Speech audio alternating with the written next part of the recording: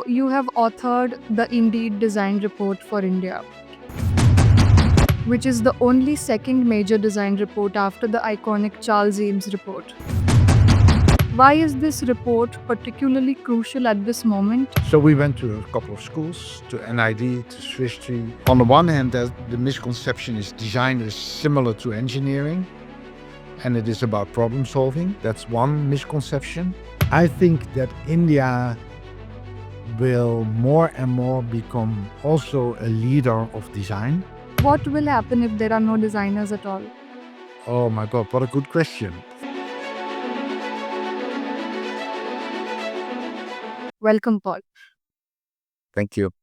All right. So, the first question that I want to ask you, sir, is why did you decide to get into design in the first place? That was almost a coincidence. So I entered the design field some 30 years ago as a PhD student. I have a background in psychology, and I was doing my PhD on aesthetics. And then the design school in Delft asked me to come and finish the PhD over there. And that was my unexpected entry into the design field. So, the question is about TU Delft. So, you are teaching there as a professor. What is your very first class about when a new fresh batch comes? My very first class, I've been teaching in the first year of the bachelor. So that's for the very fresh students like you. Hello, students. Um, I've been teaching in a course called Form and Experience. And that course basically teaches you, on the one hand, to understand that a form, whatever form we talk about, it could be the form of a lamp or an iPhone or a chair, that form tells a whole story. That tells a whole story about the culture in which it is produced. It tells a whole story about the materials that have been involved. But it also tells the whole story about what kind of relationship that object will have with people, how we understand that product, how we experience the products, how we like the products. So all these different aspects of your relationship with an object, we try to explain in that course. And there are a number of exercises in which we make students explore those different relationships, those different ways of experiencing the objects around us. So, let's imagine a world without designers. We all keep talking about how designers will change the world, but I think a different approach would be interesting. What will happen if there are no designers at all? Oh my God, what a good question. Thank you so much. um, First of all, the world will be dull, boring, because everything will be the same. An engineer can design a pair of glasses like you are wearing, but all those pairs of glasses will be more or less the same. Right. And they will all be very functional and very pragmatic, but they will be without charm, without a soul, without aesthetics, without meaning. So what designers do, they bring pleasure and meaning to all the objects that we design. And that's incredibly important because that makes the world a much richer place to live in. And that also creates personality and, let's say, emotions in everything we design. But that's only the basis.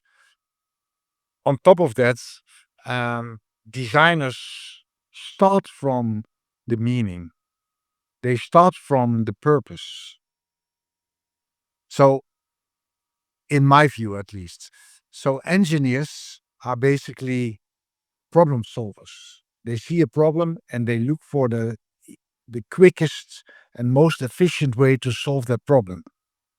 Whether that's a problem of eyesight, hence pair of glasses, or a problem of communication, hence a phone. But they will always start from the problem and see how we can technically and efficiently solve that problem. That's not what design is about. Some people think that's what design is about, but I don't think that's what design is about. Design is about creation of meaningful relationships between people and products, but also between people and systems and services. So designers do much more than designers make our world interesting, meaningful. Yeah, I like the word meaning. Right, I think that's so interesting because when I think of designing, problem solving comes to my mind, but maybe sometimes there are no problems to solve. You have to see a different, you have to have a different perspective altogether. So I think that's a very fresh idea. Yeah, and I think this is this is crucially important for designers to understand. I mean, we need problem solvers, and we need a lot of engineers to solve all the problems that we are facing. But designers can look beyond the problem. So, because a problem is often the result of a bad design decision or a bad engineering decision in the past. That's how the problem came to be in the first place. So, what designers can do is look behind the problem and ask themselves the question, why is there a problem at all? Why is there a problem in the first place? And can't we see the world and design the world differently so that that problem will not come up? Okay, so I think a very important question comes here. As your students are here, I'll give you a little bit of context as well. So in Sharp Pencil, we train very young students. They are in 11th and 12th grade, which is high school in India, and they are going to get into design schools. So we are giving them that design mindset. Now, I think this would be very valuable for them. You've you've given a completely new way of seeing now. So if you're saying that design is creating meaning, where should a student seek meaning? How should that perspective be of just being a better observer or to become a better designer? Okay. Well, thank you. This is a very good question. And you almost give the answer in your question, but you probably didn't realize it. A designer needs to be a very good observer. Designers need to learn in the first place. And that's also what we try to learn them in Delft. Continuously look around and walk around in the world with the question in mind, why are things the way they are? Why is the world the way it is? And don't take anything for granted, but always ask yourself the question, not so much what is going on here, what is this product made of, but why is it made of metal or plastic or wood or whatever? Why is it designed this way? Why is it in the world at all? And if you continuously walk around with that question, you see immensely an immense number of opportunities for change. Right. So coming to India now, here in India, students are coming into the field of design because it is a escape route from maths and science. They are looking at it as an artistic field. How do you see this conflict? I know there are a lot of, let's say, misconceptions about design. So, on the one hand, the misconception is design is similar to engineering and it is about problem solving. That's one misconception. The other misconception on the other end of the spectrum is design is a form of art and design is only there to make things look nice and pretty. Both are wrong because design is not art and design is not engineering. Design is a way of thinking and working of its own. And that's why I emphasize so much design is about creating new meaning. At first, conceptually, so in the mind, and then embody that meaning. All right. Mhm. So you have authored the Indeed Design Report for India. which is the only second major design report after the iconic Charles Eames Report. Could you share the significance of this report and the story behind its creation? Why is this report particularly crucial at this moment, and how do you see it shaping the future of design? Oh, wow. I think it was around 2012 or something, more than 10 years ago at least. The Dutch ambassador in Delhi, in India, he was approached by a minister in India, the minister for, let's say, the digital transition. We feel that in India, the design education is not optimal, can be better. And can you help us to study what needs to be done in India to increase the level of design education?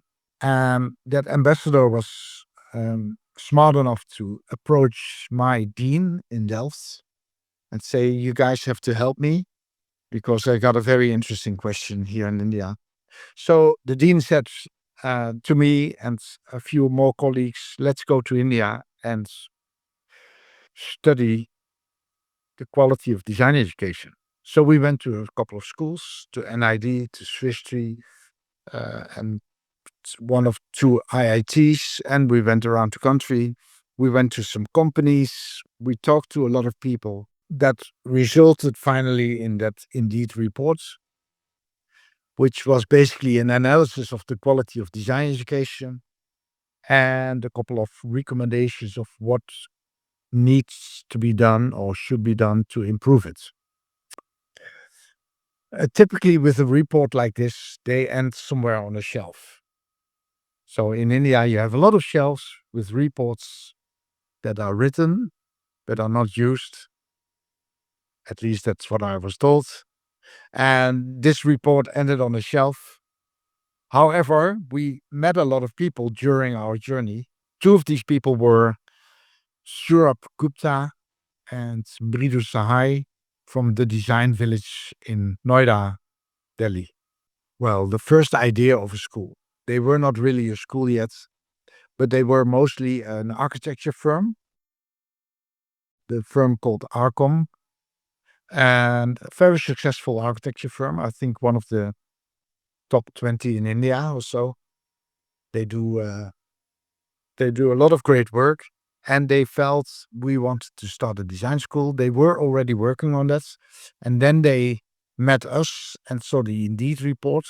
One of the parts that I wrote for that report was about a dream design school, where I said, well, India is the perfect place to start a new design school from scratch that represents all of my ideals about what a design school should be. And they picked that up and asked me, well, Paul, we will shape your dream. If you come to India and we work on this together, we can make it happen. And for 4 years, we have been working on this with a team from people from Delft and a team from TDV. We co-created the philosophy and the whole curriculum of that new school. That was started about 8 years ago, and it's called the Design Village in Noida. And it's a beautiful school. And of course, it is not the dream that I was hoping for, because that dream is an ideal that is probably too big to realize right now. But we are getting closer and closer to that ideal. So we started here and we are getting here and we are slowly getting there. What is your dream design school? Okay, let me try to explain in a few words. In my dream design school, designers are trained, first of all, to become responsible thinkers who can look at the world in terms of, as I explained earlier, how things could be. So they can design from the purpose. They can design. So they put the purpose first and the manifestation second. So in my dream, designers are not bound by any type of manifestation. So a designer from TDV or my design school would never call him or herself a product designer or a service designer or a communication designer or a transportation designer, because he or she is a designer.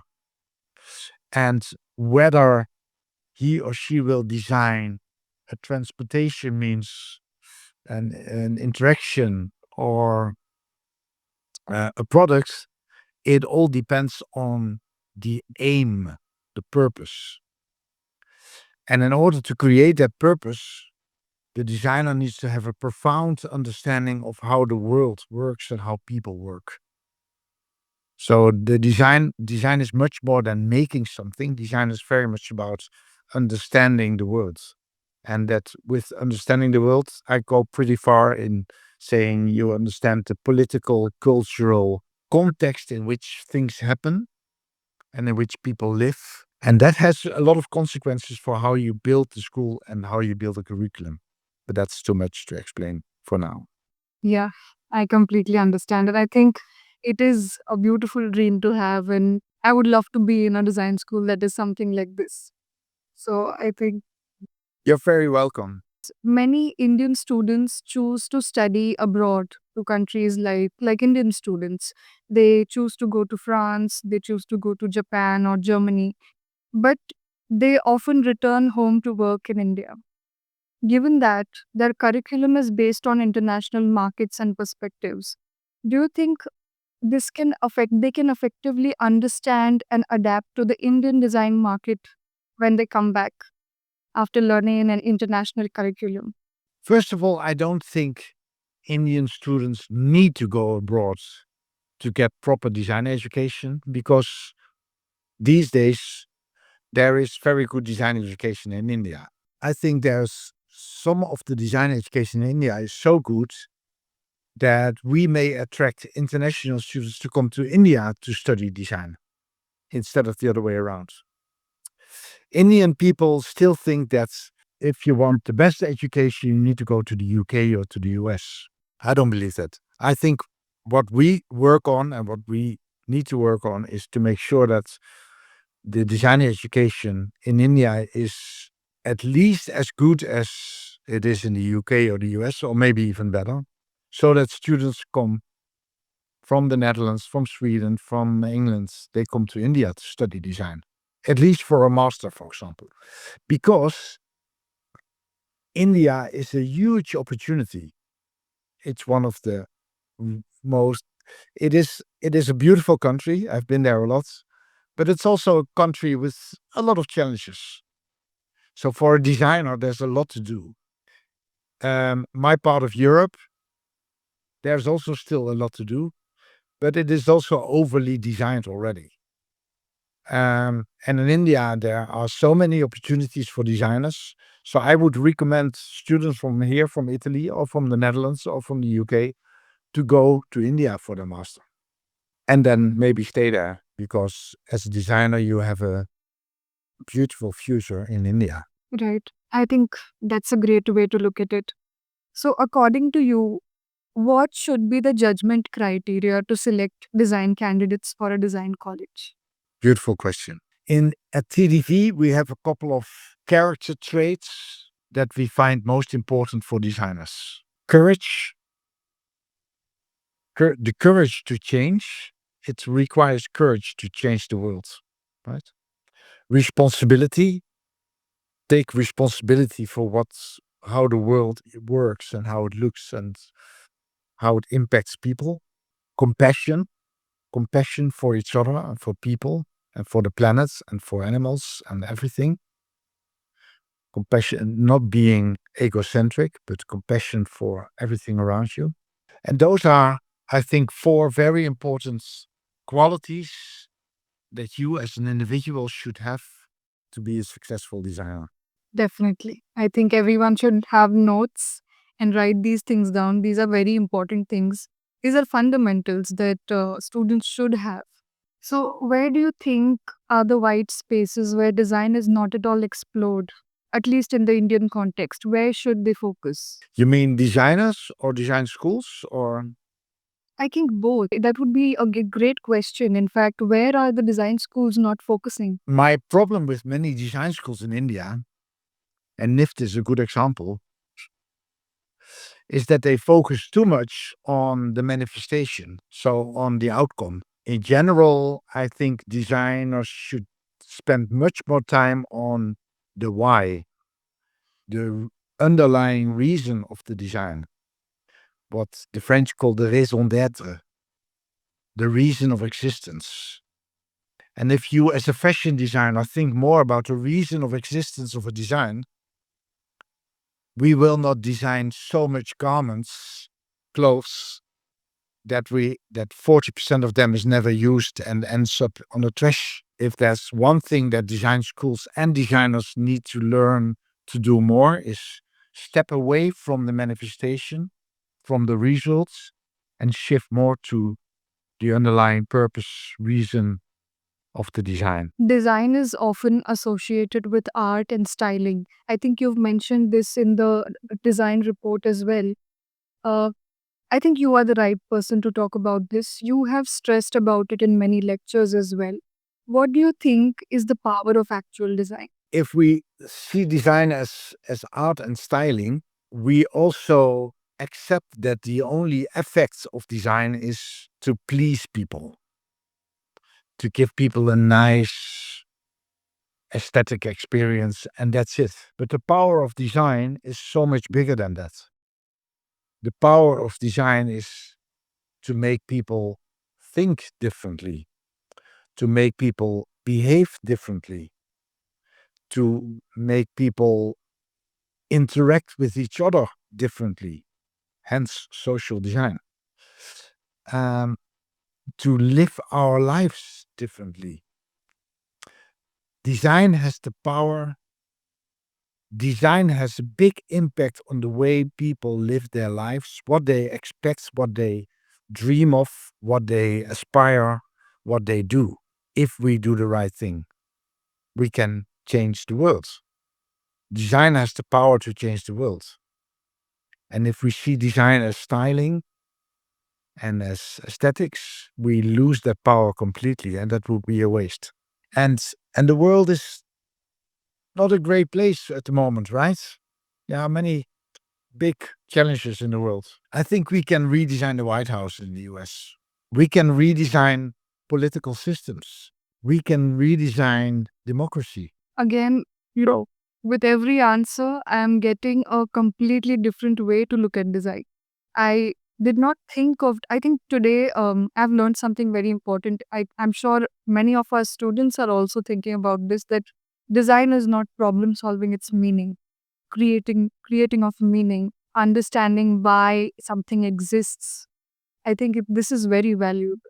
Thank you so much for just highlighting that. Thank you so much. Again, coming back to the Indeed Design Report, we are witnessing a significant rise in design institutes across India. The government is also emphasizing on design through initiatives like Design in India and For the World. Additionally, many engineering colleges are establishing design departments or they're integrating design into their curriculum, as seen in IITs recently.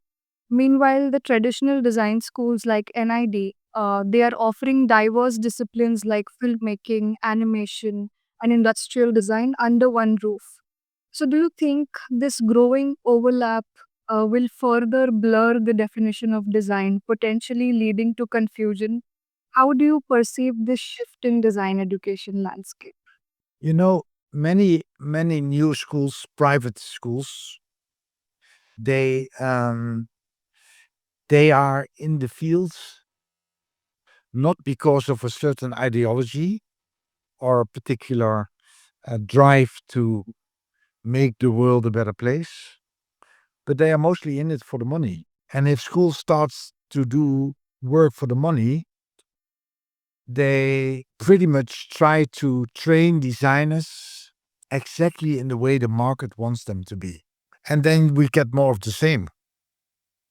And then we keep the world as it is, pretty much intact. So the kind of designers that I want to train and that we try to train at TDV are of a different kind. They take responsibility for the world and try to change it. And that's a different type of designer, and that's also a different type of education. But I don't see a lot of that in India yet. All right. So, my final question, where do you see the Indian design landscape heading, let's say in the next 5 years or next 10 years? I think that India will more and more become also a leader of design. You already see a shift in the world where it's no longer the case that all the wisdom and all the thought leadership is in Europe or in the US. That is already shifting towards, for example, India and China. And I hope that India will take that role seriously, not as a follower, but as a leader. Definitely. And I think the young designers who are going to go to these colleges and change everything are here as well, and they'll definitely do something. So at least we are starting from somewhere. Thank you so much, Paul, for taking out the time today. And I think you have redefined design for us. This has been a very, very valuable podcast, and I'm sure so many designers, so many students are going to learn from this. So thank you so much. It's wonderful. Thank you so much. My pleasure. I hope. I really like your questions. They help me shape my thoughts as well. Thank you. Thank you I so. hope so. Thank you so much. Ciao. Bye bye.